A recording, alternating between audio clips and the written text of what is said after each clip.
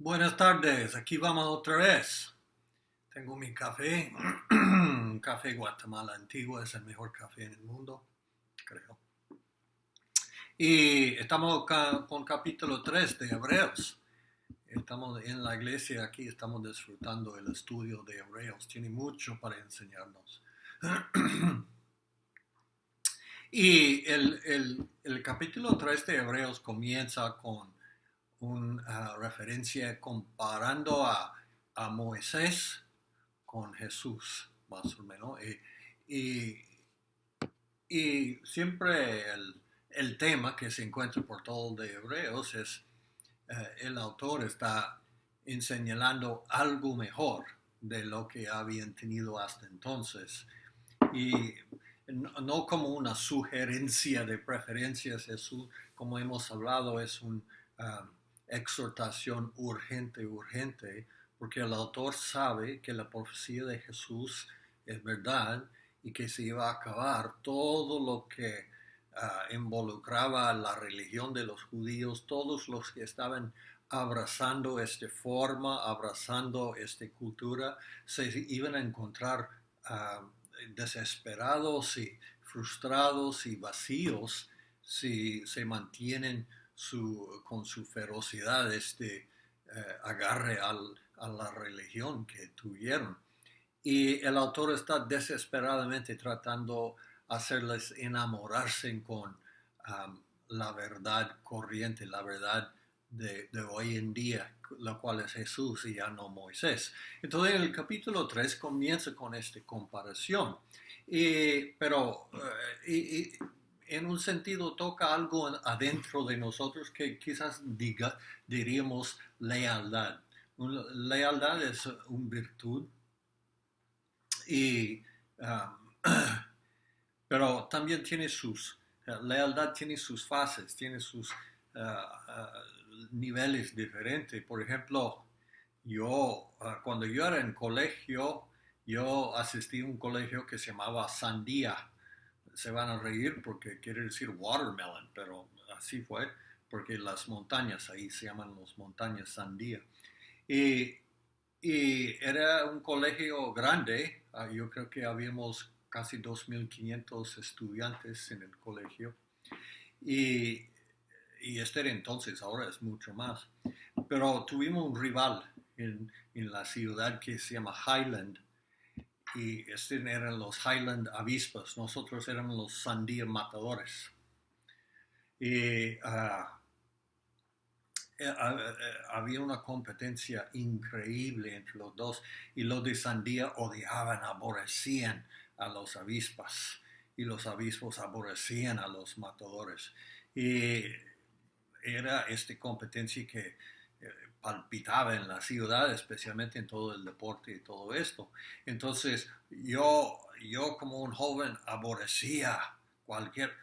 Pero sabe que hoy en día, si yo fuera a conocer en una ciudad lejos, como actualmente me sucedió una vez en Lima, Perú, uh, estuve con algunos hermanos peruanos ahí una vez y me dijeron, tú tienes que conocer el misionero que está aquí.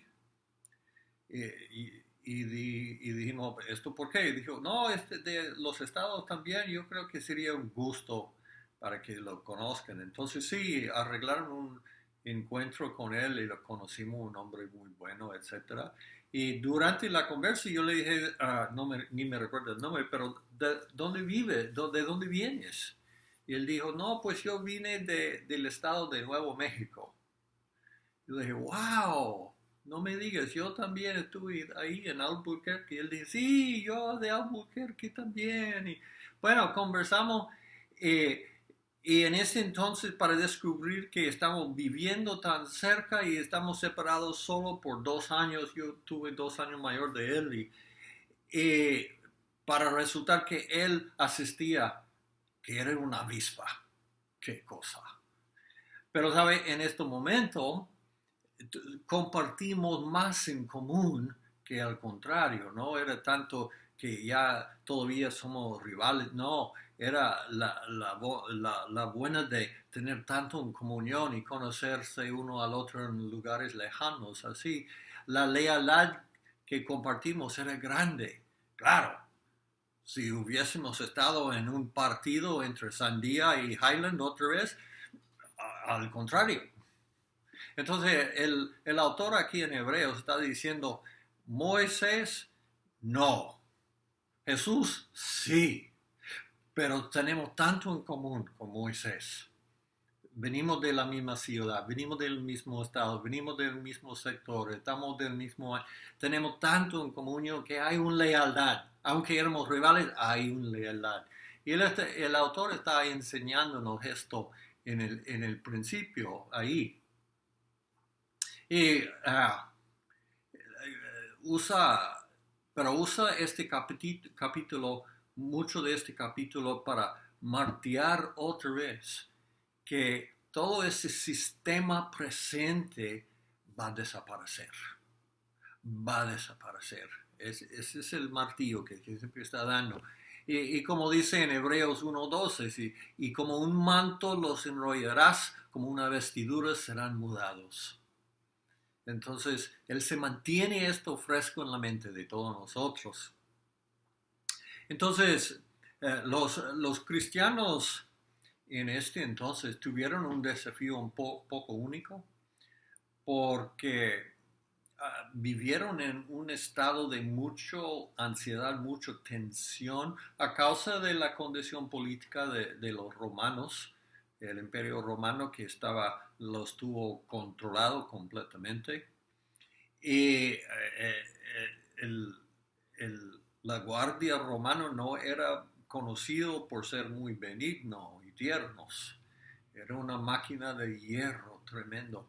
Y cualquier sentido de deslealtad, ellos respondieron con fuerza. Entonces creó un ambiente muy tenso. Y en medio de este ambiente de peligroso, tenso, de ansiedad, el hecho que la mayoría de los judíos vieron a los cristianos como traicioneros, como deja sus cuentas y tenemos que ser unidos en este tiempo. No tenemos tiempo para estar formando sectas y todo esto. Entonces los cristianos se vieron a los cristianos como añadiendo más al problema que había en vez de estar manteniendo una solidaridad para unidad, para resolver sus problemas. En un sentido, el Hebreos está escrito a un pueblo que tienen que aprender cómo vivir en dos historias. Y eso es lo que quiero hablar hoy, es el hecho de vivir en dos historias. Hay muchas series en el televisor, imagino en América Latina igual, que es una serie que se aparece semanalmente y cada semana hay un episodio nuevo y algo que sucede único en el episodio. Sin embargo, hay una historia más grande también que está sucediendo a la vez, un tema más largo, más grande que cada semana se agregue un poquito más al tema grande, mientras que presenta un episodio pequeño. Y para nosotros es un buen cuadro de cómo tenemos que vivir y aún más, yo creo, en un sentido por los hebreos durante este tiempo. Porque cada uno de ellos, como nosotros, tuvieron su vida diaria, tuvieron su episodio pequeño, que tuvieron que vivir en esto, tuvieron que sobrevivir, tuvieron que tratar de prosperar, tuvieron que procurar de avanzar el reino de Dios, pero tuvieron familias, tuvieron sus trabajos, tuvieron sus situaciones en su país, su estado, su ciudad. Era su historia pequeña personal. Sin embargo, afuera de esto había una historia grande. Y esta era la historia de Dios, lo que Dios estaba haciendo con aquí en la planeta, con con Israel, el país escogido en aquel tiempo, con la nación Israel, con el pueblo, con los diferentes tribus. Había esta gran historia, había el gran plan de Dios que Él estaba llevando a cabo poco a poco. Y tuvieron que vivir no solo su historia pequeña, pero también en la historia grande. Y de esto quiero hablar esta tarde, porque a nosotros también nos toca vivir dos historias y de no confundirlos. Y el exitoso es el que se aprende cómo tejer los dos juntos. Entonces, vamos a hablar un poquito sobre estas dos historias. Eh, entonces, como ya dije, la historia pequeña es mi vida, mi familia, mis niños, mis nietos, etcétera, mis actividades. Uh, y la historia grande es lo que Dios está haciendo en la tierra y el deseo es encontrar cómo se encaje mi historia pequeña en lo grande de Él. La historia pequeña es válido, no es una mentira y se sucede simultáneamente con la historia grande. Y había muchos filósofos y aún culturas, y hoy en día todavía hay actualmente, que dijeron que la historia pequeña básicamente es una mentira, que la realidad no tiene sustancia y es para ser menospreciado, aborrecido. Hoy en día tenemos muchos que el único mensaje que se entienden es morir, la cruz. Y obviamente este es parte de la vida cristiana, pero no vamos a sacar un doctorado solo en esto, porque suelen aborrecer la palabra más grosera de todo en su vocabulario es la carne. Suelen aborrecer la carne. La carne es terrible, carne es traicionero, carne es el último de maldad. Pero realmente en la Biblia no presenta la Biblia esta situación. Y la mayoría de veces que la Biblia usa la carne, especialmente Pablo por ejemplo, Romanos, él no está refiriendo tanto a estos huesos y sangre y todo esto en lo cual todos vivimos, sino él está refiriendo a los métodos carnales, podemos decir, naturales, afuera de los métodos de Dios, inspirado por lo natural, no inspirado, especialmente en el tema de justicia y viviendo en una manera recta delante de Dios. Cuando él se habla de la carne, él está hablando de los atributos naturales del hombre caído tratándose religioso. Eso es lo que él usa. Entonces, vamos a declarar desde el principio que mi episodio pequeño tiene validez. No es algo de aborrecer, es algo de agradar, es algo de dar gracias a Dios, es algo que tiene importancia y cabe, tiene su lugar en el tema grande, en la historia grande. Hay ejemplos donde podemos ver que una persona usaba su historia pequeña para encajar bien en una historia más grande y le salió por bien. Escucha este Mateo 25-21, dice, su Señor le dijo, bien sierva buena y fiel, siervo bueno y fiel. En lo poco fuiste fiel, sobre mucho te pondré. Entra en el gozo de tu Señor.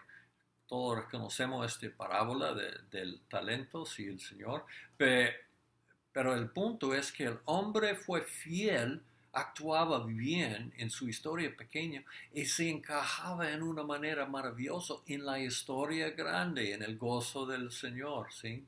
Entonces, ahí tenemos un hombre que usaba bien su episodio para tener un parte válido en la historia grande.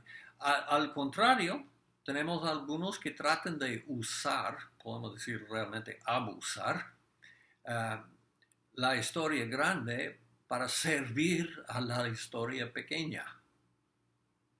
Tratan de aprovechar de la historia grande para servir a lo pequeño. Voy a darle dos ejemplos. Me recuerdo hermano Nelson Castro de Venezuela. Una vez me contaba una historia. Y la historia era de un hombre que estaba miembro de una iglesia. Y el pastor, evidentemente, era un hombre muy legal. Y tuvo muchas reglas y como suelen muchas iglesias tener en estos días. Y el hombre, el hermano, se puso a contrario con el pastor y tuvieron un poco de desacuerdo. En fin, el hombre salió de la iglesia, pasó un buen tiempo fuera de la iglesia. En lo final decidió volver a la iglesia, quiso volver y se fue a hablar con el pastor. Y el pastor lo perdonó y lo aceptó y todo esto, pero agregó esto, dijo, pero lo vamos a poner en disciplina. Ojalá que nunca hacen esto. Lo vamos a poner en disciplina por haber revelado, por haber salido. Y el castigo por su disciplina sería 1 año de diezmos. Ay, Dios mío. 1 año de diezmos.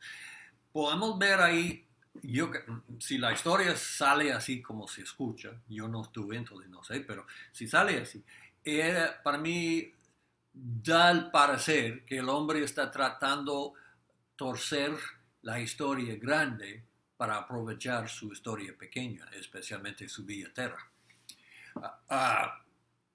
Y este desafortunadamente es común. En la Biblia aún lo tenemos porque escucha en Hechos 8:18 dice, cuando Simón vio que el Espíritu se daba por la imposición de las manos de los apóstoles, les ofreció dinero, diciendo, dadme también a mí esta autoridad, de manera que todo aquel sobre quien ponga mis manos recibe el Espíritu Santo. Ahí tenemos un hombre que quiso manipular la historia grande para aprovechar su historia pequeña. Existe. Hay muchos que tratan de engrandecer su historia pequeña para hacer algo que no es. Hay un video, un clip maravilloso de Peter Sellers, de una película de hace muchos años que se llama The Party, La Fiesta. Y el pobre está tratando encontrar su futuro en el cine, en las películas y tiene un parte pequeño en una película donde el escenario está en la India cuando los ingleses estaban conquistando el país ahí. Y en una escena de batalla, Peter Sellers es el que tocaba la corneta para sonar la batalla. Y en la escena lo disparan a él y lo matan. Pero el hombre, su parte era pequeña, no era sino soplar en la corneta para llamar a los soldados a la batalla hasta el punto donde lo matan. Pero el hombre rehúsa morir y sigue tocando, desde acostado toque, desde se desfallece por un momento y vuelve a tocar otra vez y trata de convertir su historia pequeña en lo que era la historia más grande en la película. A veces como cristianos tratamos de engrandecer lo que Dios está pidiendo de nosotros, mucho más allá de lo que realmente es el parte en sí. Y Dios es claro, si siente un deseo de un parte mayor, sea fiel en su parte pequeño. Todos hemos entendido eso, ¿no? Ahora, otro punto, el efecto de mi historia pequeña el efecto, sea positivo o negativo, está determinado totalmente basado en mis decisiones. Las decisiones que hago. Eh, es, al meditarlo es increíble pensar que Dios como seres humanos nos ha dado esta habilidad, este derecho de hacer decisiones. Hay algunas cosas por las cuales no podemos hacer decisiones, pero la mayoría de nosotros tenemos mucha soberanía sobre nuestras vidas. En forma de hacemos decisiones, ¿no? Uh, y había un judío que era preso en los campamentos de concentración, en el Holocausto, que era psicólogo y aprendió muchas cosas y escribió un libro, compositó un libro de esto y estuve leyéndolo en esos días y él dijo así, la cosa que nunca me puede quitar es la manera que yo respondo a lo que tú me hagas. La última libertad es la de escoger su actitud en cualquier circunstancia. Es decir, nadie le puede forzar una actitud. Se puede forzar acciones, pero no pueden forzar su actitud. Esa es tu decisión, mi decisión. Es mi última libertad.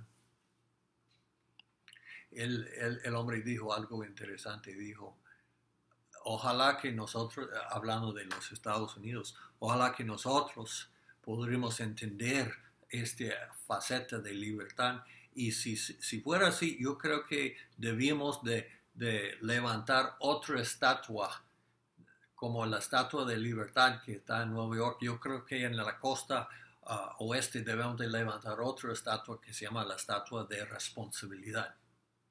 Un buen punto, un buen punto. Ok, las decisiones que hacemos normalmente son hechos basados de escuchar sabiduría, un consejo. Todos estamos escuchando consejos todos los días. Todos estamos enchufados a un sistema de sabiduría. Y escuchando esta sabiduría, escuchando este consejo, nos hacemos decisiones. Y hay dos mayores fuentes de sabiduría que lo podemos estar escuchando. La sabiduría es el canción que escuchamos, por la cual marchamos. Y tenemos la habilidad de escoger.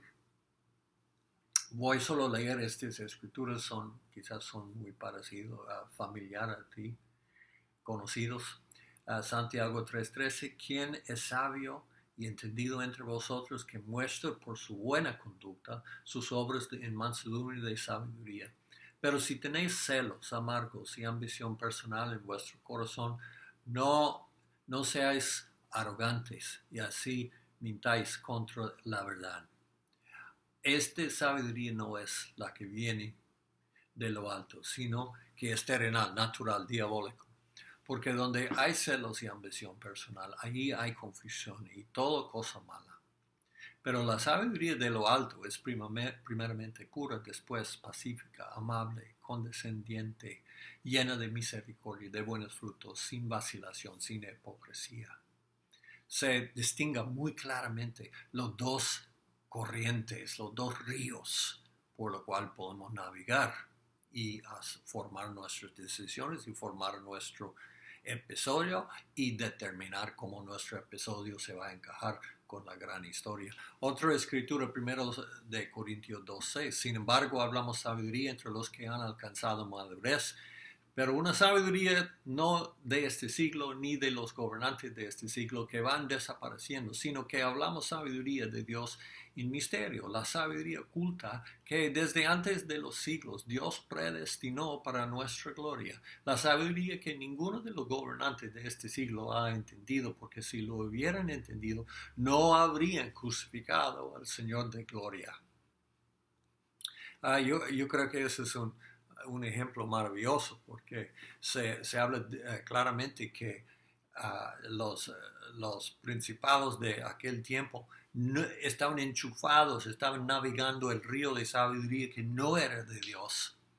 E hicieron esta equivocación tan grande por hacerlo. Se indica tan clarito los dos fluires de sabiduría que hay disponibles para todos nosotros uh, para hacer las decisiones. Y otro punto es que el hecho de navegar en el río de Dios, de la sabiduría de Dios, escuchar la canción de Dios en vez del natural, es como nadar río arriba, contracorriente. Y entonces los que van a vivir según esta canción se van a vivir en oposición a lo común. Toda su vida es algo decidirlo ya, porque así es. Ahora quiso mirar un ejemplo muy conocido en la Biblia de el desafío de vivir simultáneamente en esas dos historias y manejarlos bien. Y se encuentra en Génesis 42 y la historia de José con sus hermanos. Este está lleno de este tema, de las dos historias, porque toda la familia de Jacob, que se incluía a los hermanos y a José, claro, estaban viviendo las dos historias. De hecho, viajaron los hermanos de José a Egipto por causa de su historia pequeña, porque habían entrado en un episodio donde no estaban acabando la comida, no había comida. Imagino que había una sequía, algo así en la tierra y llegaron a un punto desesperado por su historia pequeña. Estaban en medio de la historia grande de Dios, de ser una familia escogida por Dios para producir una nación, para entrar en una tierra, para ser luz del mundo, lo cual no alcanzaron. Pero sin embargo estaban involucrados en esta historia grande y el episodio que se encuentra es el episodio del hambre, donde encontraron este tiempo. Entonces se tuvieron que ir a Egipto habían escuchado que había comida ahí. Y claro, aparecen delante de José, el mismo hermanito que habían vendido 20 y pico años antes. Y no, claro, ellos no reconocieron al chico, ya no, el chico era hombre. Y además estaba vestido y arreglado como un egipcio, hablaba egipcio. Y quién iba a esperar que este chico que lo vendieron como esclavo iba a ser el vicepresidente del país más poderoso en el mundo en aquel tiempo. ¿Quién iba a esperar esto? Entonces se aparecen delante de José y qué sorpresa para José. Solo dice, en este momento José se acordó de los sueños. Es decir, no estaba viviendo todos los días declarando sueños, diciendo, en el nombre de Jesús, yo voy a hacer esto y el otro. No, el hombre no era un pentecostal, estaba dado a vivir su vida, su episodio pequeño, en la manera más virtuosa que podría. Y no estaba soñando de cosas grandes, ni estaba soñando de ser persona grande, estaba solo viviendo con todo su corazón, toda su fuerza, su episodio pequeño en una manera que era piadoso de meditar en esto. Y cuando se aparecen sus 10 hermanos mayores delante de él, dice, se acordó de los sueños. Me encanta esto, que en un sentido se había olvidado, porque estaba viviendo su vida, diligentemente viviendo su vida, y tuvo mucho para hacer. Y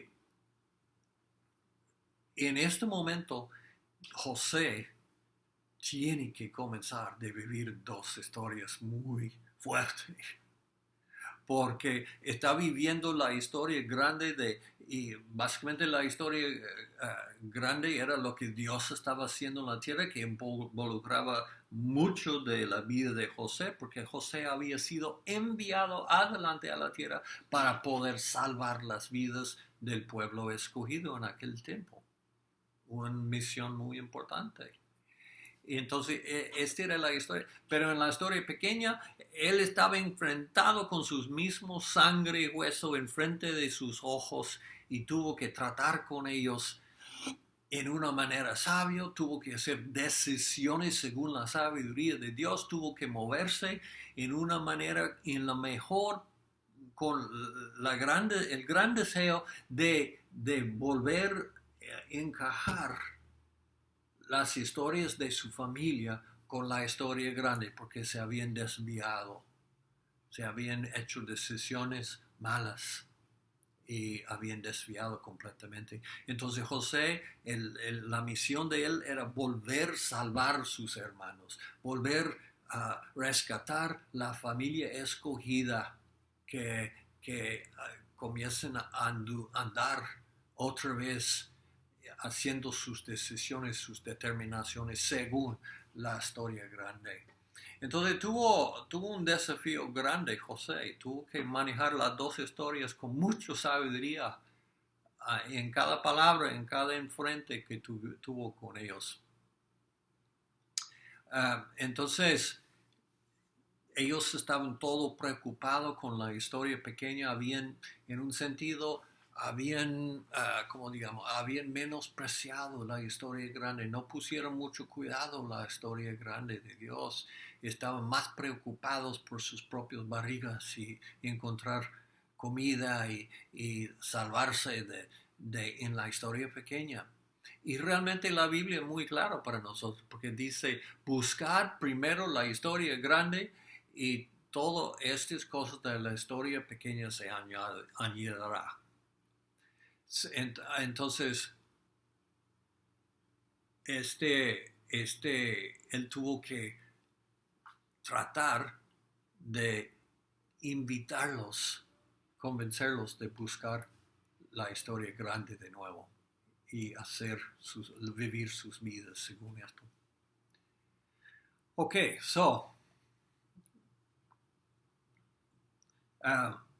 él comenzó la primera cosa que él necesitaba hacer era, claro, porque no habían visto a estas gentes por 22 años, creo que era. Él tuvo que como tocar, tantear dónde estaban esta gente, cómo eran los corazones. Él recordaba cómo eran sus corazones 22 años anteriormente, pero ¿cómo están ahora? ¿Dónde están sus corazones? ¿Se han ablandado, se han cambiado? Eran hombres muy fuertes y desesperados en este tiempo. ¿Habrá cambiado? Entonces José comienza a tocarlos en algunas maneras y es interesante porque él tiene que ganar, en fin, él tiene que ganar los corazones. No solo un acuerdo mental, no solo un acuerdo a las fuerzas de amenazo, no. Él quiere ganar sus corazones. Entonces es un desafío grandísimo. Entonces él comienza a exponerles a algunas situaciones con la esperanza de ver cómo están los corazones. Los echó en la cárcel a ver si iban a trabajar juntos o se iban a comenzar a culparse uno al otro. Tomó Simeón captivo delante, dice en la Biblia, delante de sus ojos, de los ojos de sus hermanos. ¿Por qué? Porque él quiere ver. 22 años habían tomado uno captivo, él, y el chico llorando, gritando, por favor, y eran tan duros que se sentaron a almorzar sin prestar atención al dolor del niño. Entonces tuvo captivo este Simeón delante de sus ojos a ver que se iban a defender su hermano, si iban a mantener una unidad o si iban a agarrar lo que podrían y huirse. Y básicamente eso es lo que se hicieron. Um, y les dio una situación muy fuerte porque en todo esto él está tratando de enseñarles algo. Y lo siguiente, que la salvación, el propósito, la vida, el éxito, el, uh, el cumplimiento de lo bueno tiene que ser en familia. Es familia. Todo los tratos que José está haciendo con su hermano, siempre tiene el punto final de familia. Porque el hombre, en mirando la historia grande, él sabe lo que necesitamos aquí es salvar una familia, porque Dios va a usar una familia. Entonces todos los trucos que él usaba para tratar de ganarles, siempre tiene este fin de unir familia, defender familia, uh, de ser vinculado, inseparables. Entonces él les da comida y provisión, porque Dios siempre nos da provisión. Él siempre nos da provisión.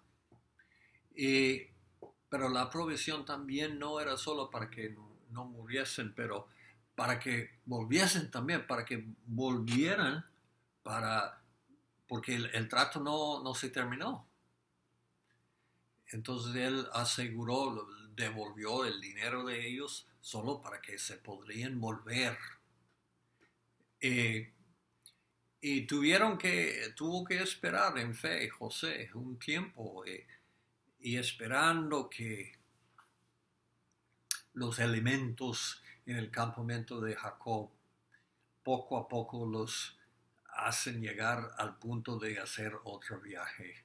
Yo creo mucho tuvo que ver con quizás ver la viuda de Simeón y los huérfanos, los hijos de Simeón, y acordar, tenemos un hermano ahí. Bueno, por supuesto, en fin, viajaron otra vez, pero no era por Simeón, era porque se acabaron las comidas. Entonces, todavía la historia pequeña está dominando la historia grande. Entonces, ustedes saben que volvieron y esta vez José los trata en una manera muy distinta.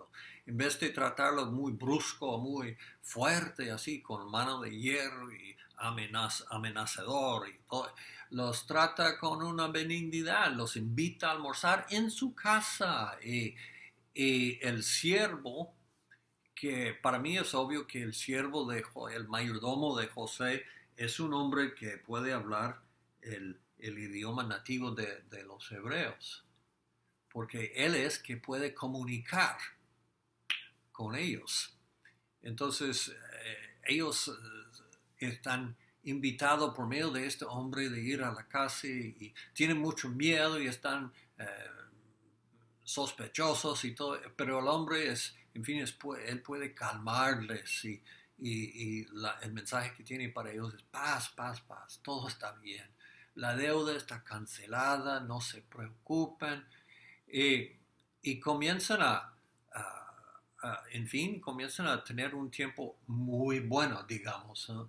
Un almuerzo excelente con José.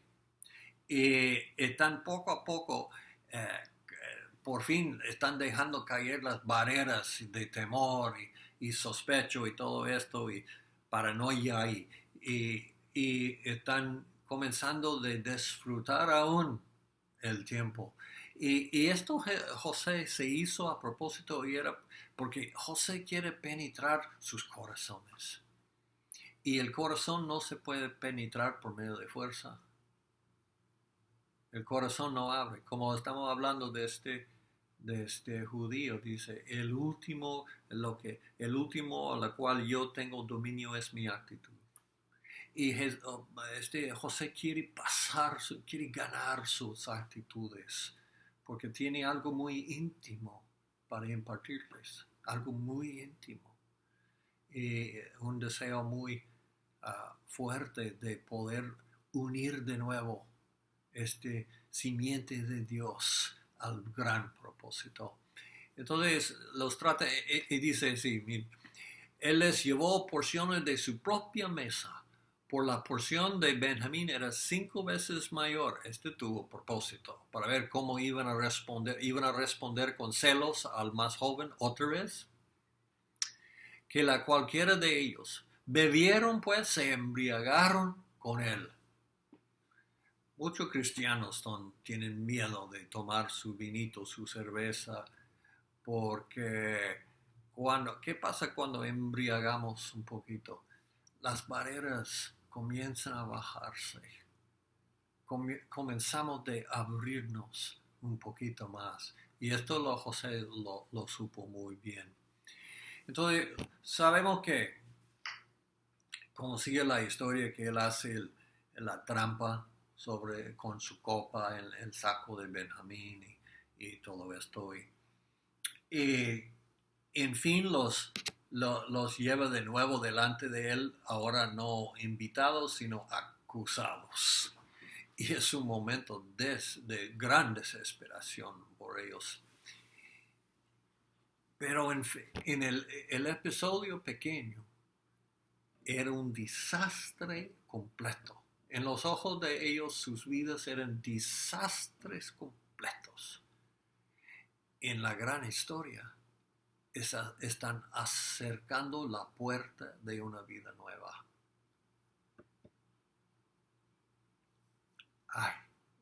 La gran necesidad que tenemos todos por no ser convencido solo porque las observaciones del episodio pequeño se parece oscuro y terrible.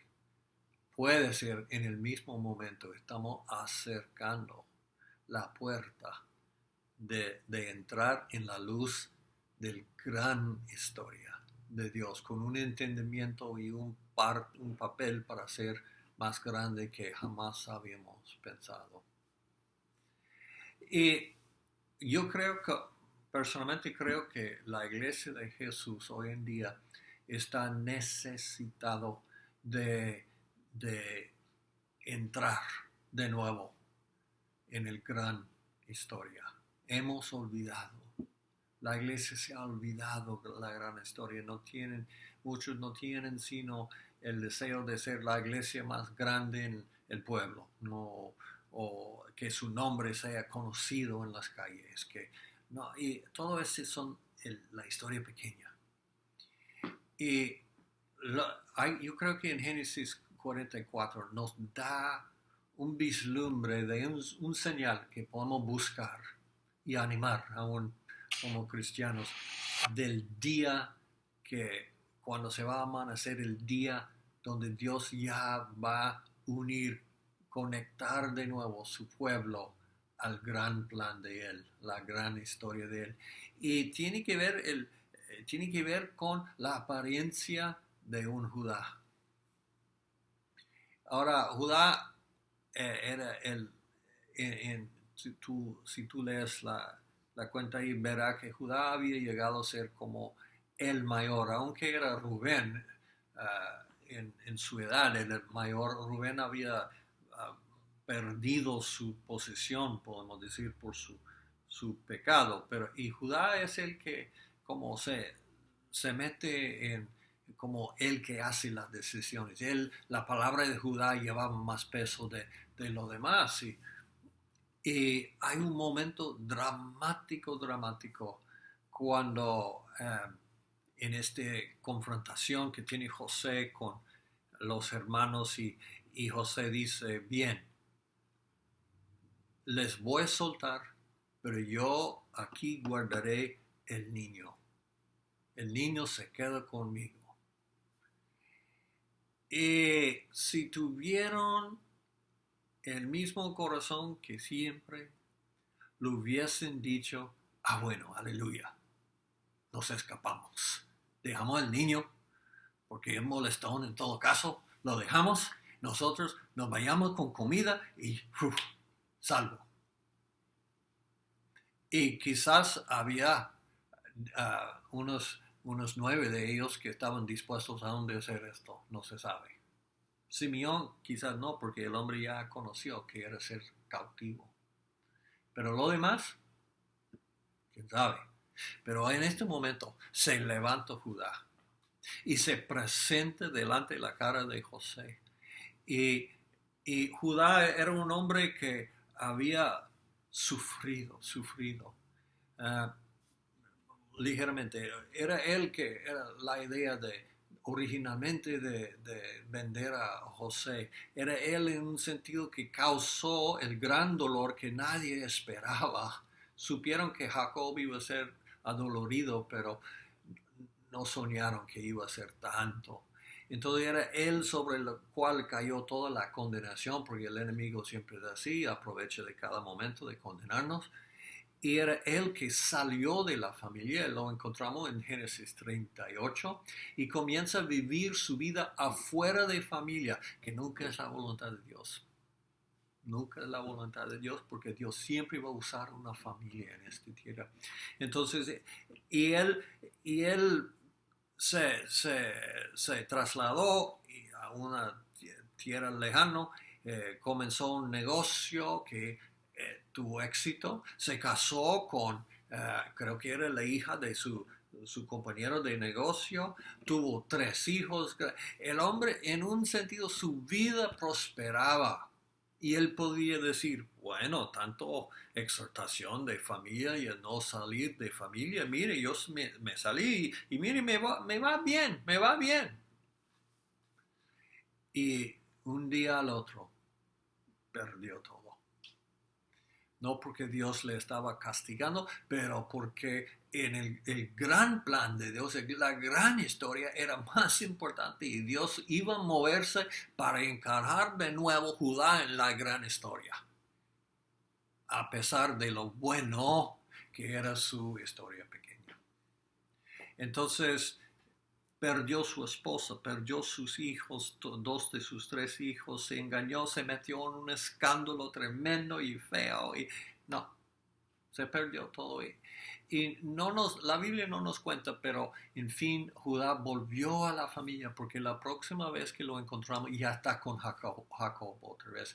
Y yo creo que estuvo con Jacob porque se despertó en medio de su tristeza, en medio de todas sus lágrimas, se despertó a darse cuenta que su papá, Jacob, había conocido estos mismos dolores que él estaba conociendo. Y la miseria busca compañeros. Y no solo esto, se dio cuenta que él mismo había causado, había abierto la puerta para que su papá sufría estas cosas. Y le rompió el corazón de Judá. Es mi opinión, pero creo que se quebrantó el hombre y decidió de volver a estar al lado de su papá, porque amaba a su papá. Entonces, cuando oye esto, Judá, lo que el vicepresidente del mundo propone en este momento de guardar Benjamín, que es el corazón de su papá, Judá no lo aguanta. Y dice así en el Génesis 44:30, dice, ahora pues, diciendo Judá, ahora pues cuando yo vuelva a mi padre, tu siervo, y el muchacho no esté con nosotros, como tu vida está ligado a la vida del muchacho, sucederá que cuando él ve que el muchacho no está con nosotros, morirá. Así pues tus siervos harán descender las canas de nuestro padre, tu siervo, con dolor al Seol. Porque yo, tu siervo, me hice responsable del muchacho con mi padre, diciendo, si no te lo traigo, que lleve yo la culpa delante de mi padre para siempre. Ahora pues, te ruego que quede este tu siervo como esclavo de mi señor, en lugar del muchacho, y que el muchacho suba con sus hermanos. Pues, ¿cómo subiré a mi padre no estando el muchacho conmigo, sin que yo vea el mal que sobrevendrá a mi padre? ¡Wow! Este es impactante. Porque en este momento, Judá abrió todas las defensas, todas las barreras, los abandonó. Y habló de corazón. Y José, viendo un hombre sensible a la historia grande, a la cultura grande, al corazón de Dios, José ya no se contenía, porque él también estaba conectado así. Y por fin se ve un hermano de él que tiene el mismo corazón. Él se ve otro miembro de su iglesia. Él ve un corazón igual. Y él sabe que ya con uno, que sea uno, nosotros podemos salvar, rescatar esta familia y encajarlo de nuevo en lo que es el propósito de Dios, en la gran historia de Dios. Y creo, hermano, yo creo que eso es lo que estamos buscando, eso es lo que necesitamos, creo de corazón, eso es lo que necesitamos hoy en día en la iglesia de Jesús. Necesitamos un pueblo que pueden mostrar que están conectados a la historia grande, mucho más de su historia pequeña. Y están dispuestos y anhelando vivir en la historia grande, no abandonar su historia pequeña, sino acoplarlo en una manera divino y válido a la historia, usar su historia pequeña para glorificar la historia grande. Yo estoy en búsqueda en la tierra para los que otros que tienen este corazón, porque cuando hay suficiente que tienen este corazón, yo creo que Jesús mismo se va a quitar el disfraz y manifestarse y va a decir, yo soy José, enfrente de nuestras caras. Se va a abrir, va a sacar a luz la gloria de esta gran cosa que Dios está haciendo en la tierra. Anhelo esto, estoy buscando Judas que tienen esta clase de corazón. Me alegro porque estoy encontrando algunos. Y cuando hay suficientes, Jesús se va a manifestar. Esto lo creo. Bueno, les bendigo. Ojalá que puedan salir y vivir su historia pequeña en una manera que va a glorificar la historia grande y va a sacar la historia grande a la luz.